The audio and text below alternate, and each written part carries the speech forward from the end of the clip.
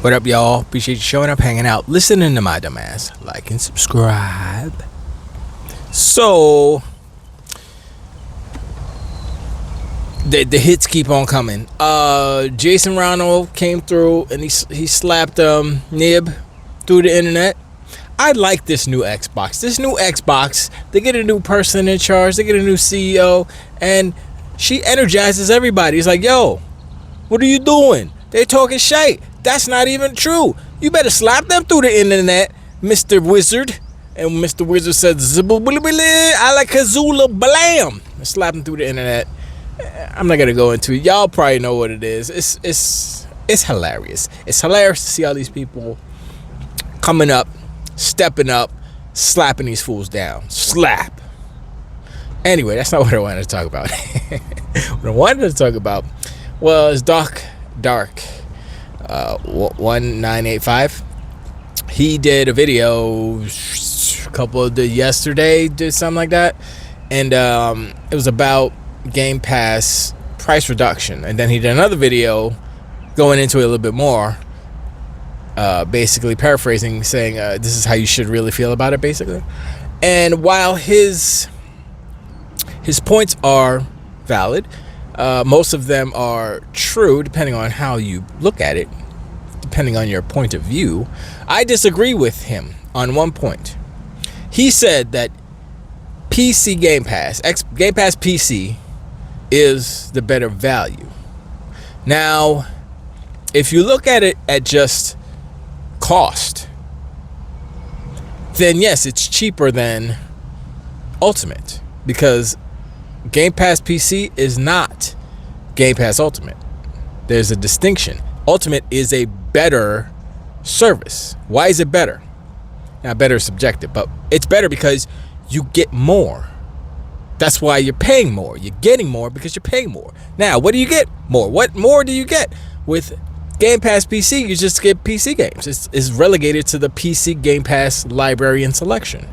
With Xbox Game Pass Ultimate, you get both. You get PC and you get console. And then some games are on PC Game Pass, some games are on console Game Pass. None, they don't cross. Some are exclusive, if you will, to each. And he did touch on that at the end of the video. He said, I know it's value. He said, paraphrasing once again, it's worth it for people to pay for it if they have a console, if they still have an Xbox Series X and they do PC, if they go back and forth. And I was like, that's me. I have an Xbox and I have a Xbox Ally. So I'm doing both. And also, if it wasn't for that, I wouldn't have Crimson Desert on my Ally, because that's Play Anywhere.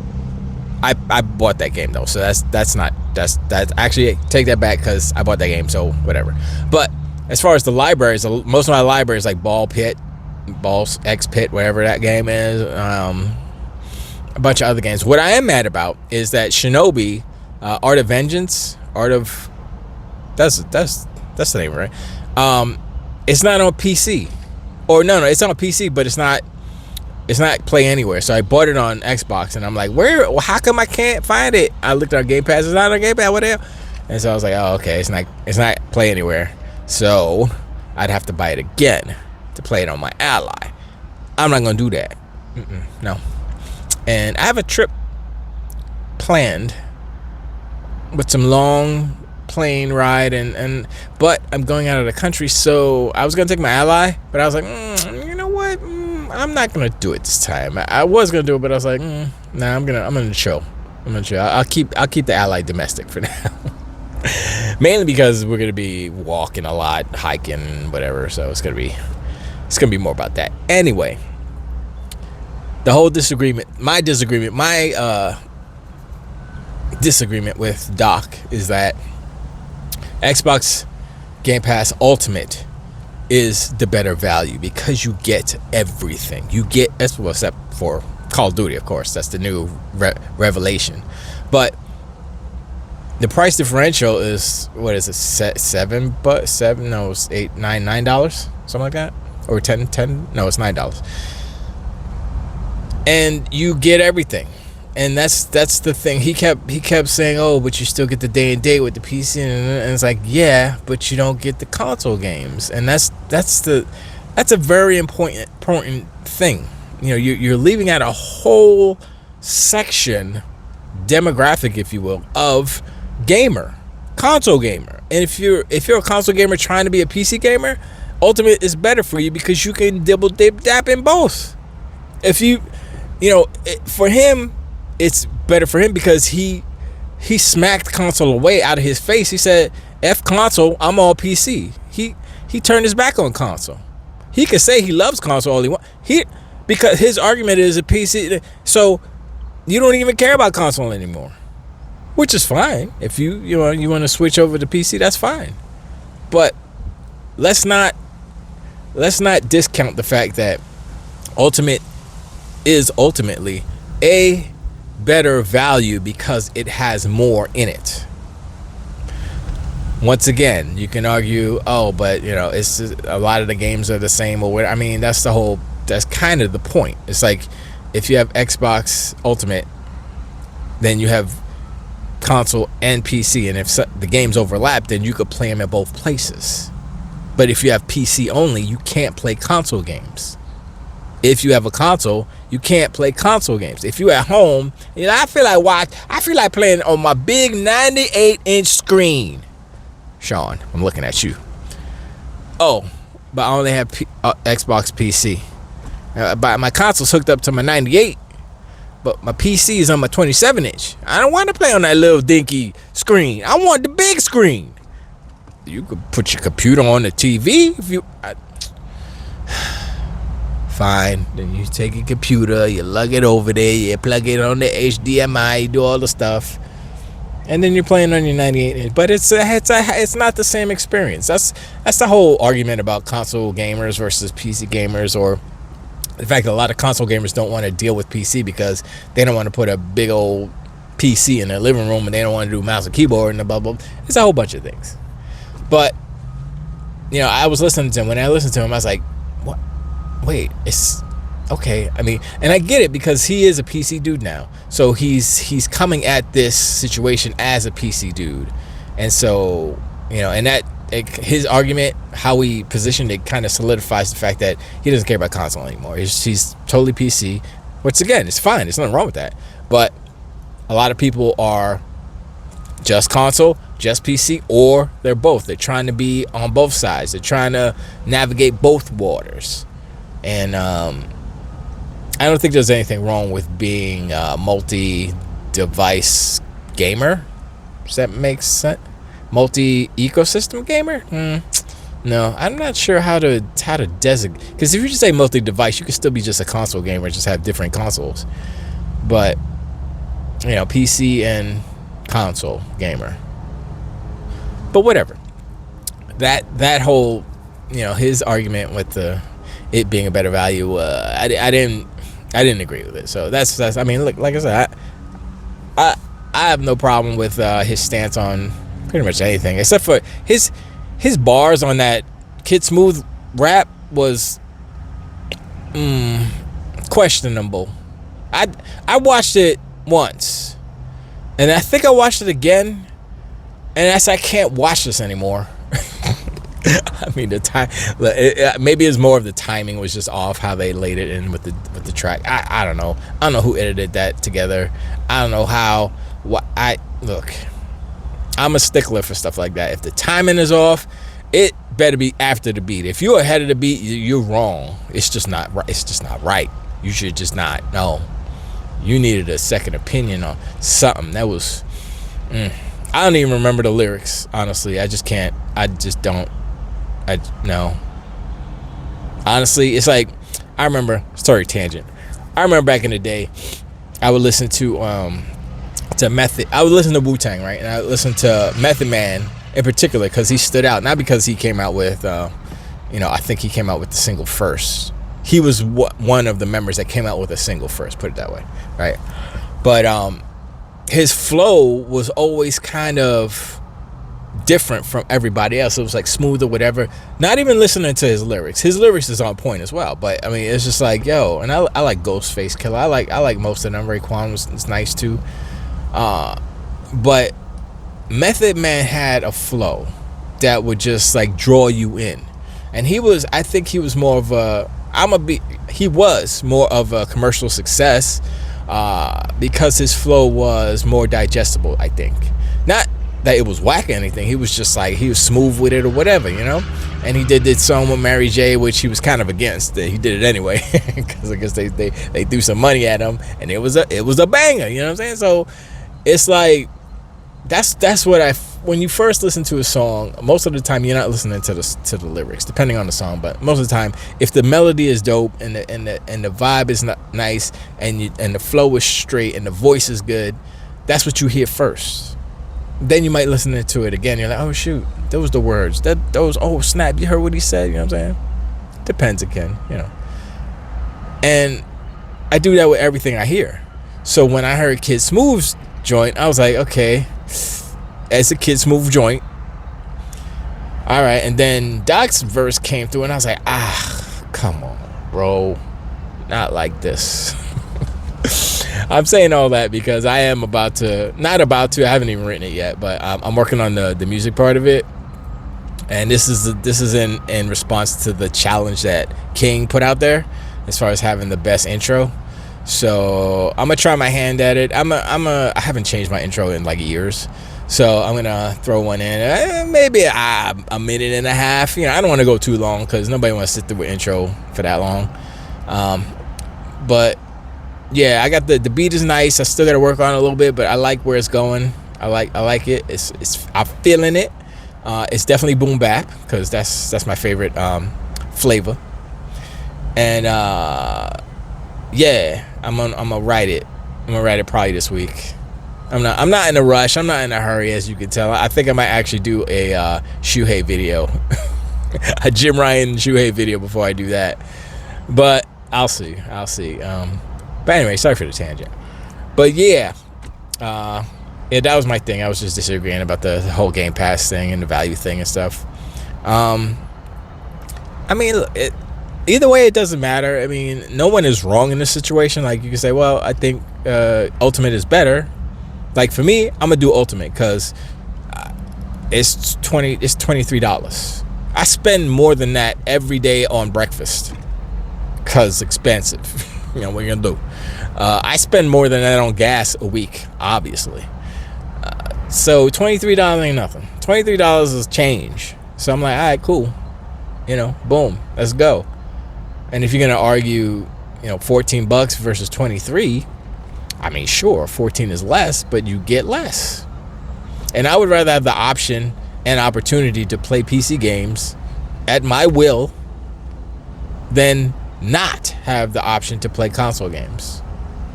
Because I'm gonna have a console, I'm gonna have a PC, I'm gonna have a laptop, I'm gonna have a tablet, I'm gonna have a phone, I'm gonna have all these things. So I'm like in a situation like, if I'm not at home and I got my handheld, boom, I could play because I got Game Pass Ultimate. If I'm at home, I got my giant TV, I can play because I got Game Pass Ultimate, play on my console. I go wherever, whatever. I get another console. I throw it in another house, in my other vacation home in the Philippines or wherever. I don't have a vacation home in the Philippines yet. Yeah, one day. They're so cheap. I mean, you could just buy 12 of them. Yeah, so I can have Xbox in the Philippines because I have Ultimate. I don't even know if they have that over. Who knows? Anyway, the point is, you know, value is subjective. And that's kind of what was happening with Game Pass. Like, people, I think the bigwigs at Xbox, Phil and Sarah, thought that Call of Duty in Game Pass was value. And most gamers were like, we don't care. If Call of Duty made Game Pass go up to $30, we don't want it in there. Take it out. And that's what people have been saying. Like, they could take it out, and that's what people have been saying. And she took it out, nobody care. I mean, some ponies and donkey unicorns are gonna come around like, oh my gosh, like Reforged. What was his title? It was a Game Pass something change. The end of day ones. I'm like,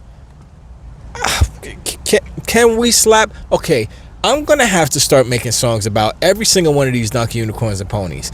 I'm gonna get my gears going with this intro song, and if y'all let me know right? Once it's out, y'all let me know if it's hot or not. If y'all like it, if y'all like the flow, if y'all like the beat, whatever, blah blah blah. Y'all let me know, and then I'm still go though. I'm gonna take your input, and I'm like, all right, cool. But I'm gonna still do it. I'm gonna make a song about Reforge. I'm gonna make a song about Porter Rock. I'm gonna make a song about I probably throw in Doc a little bit, because he what he did was shameful. I just can't listen. I know it was the Zeitgeist move, but nah, bro, not like that. Who else? Kid. I said no, not Kid Smooth. Well, I probably Kid Smooth. Yeah, actually, Kid Smooth. Yeah. Marlon Gaiman's got to get it. Zubitech. He's got to get it. Pause. Who else? The thing with King, that's just, I mean, he put the challenge out, so I'm like, all right, let's go. He is a brethren. He is a Mount Vernian brethren, so I can never go against him per se, but this is more of a friendly challenge that he has nothing about. I'm not going at it as an adversary. Let's put it that way. Just going at it as a friendly challenge. So, and that's how I took it, because it's really about, it is competition, as far as like we have this, like we're in the console war, right? And so it's really about competition, about ponies against bots, blah blah blah, right? But then there's other layers of it, and whether it's hip hop or whatever, sports teams and stuff. So it's all good.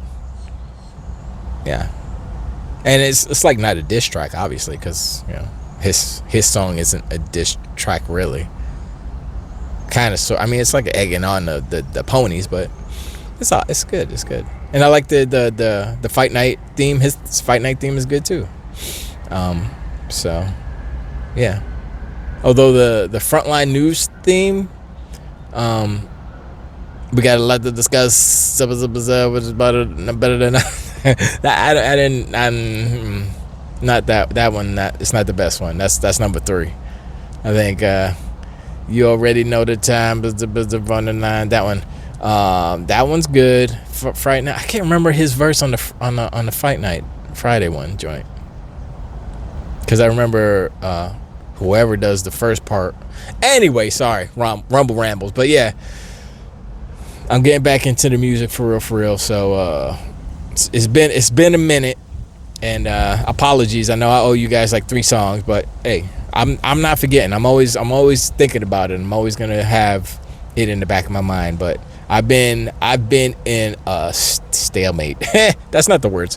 I've been in not a writer's slump. I just haven't. It was more of a motivational thing, and I'm trying to figure out, like, okay, how can I get these videos? I said this before. How can I get these videos out in time? And that's one thing I'm trying to work out. But like songs that aren't time sensitive, then I can fit those in and get them done. So, but I appreciate y'all hanging out, show, listening to my ad, like and subscribe. Let me know in the comments below what you think about Doc's take on the Game Pass stuff. Do you think that Game Pass PC is a better value than Game Pass Ultimate? Given what you get from both sides. I'm gonna be Ultimate. I'm gonna get the high tier stuff. You know what I'm saying?